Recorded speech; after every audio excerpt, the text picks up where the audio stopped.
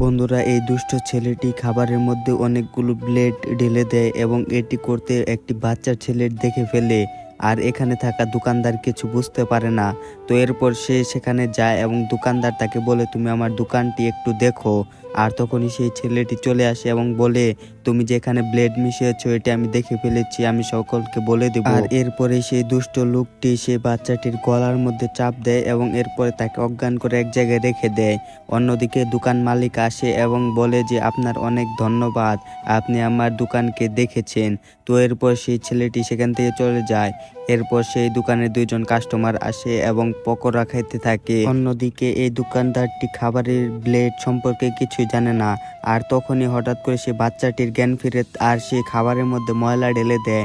তখন এই দোকান মালিক বলে, তুই এখানে ময়লা ঢাললি কেন? তো এরপরে সে এখানে থাকা একজন ছেলে রক্ত বমি করে আর সেই ছেলেটি সকল সত্য কথা বলে দেয়।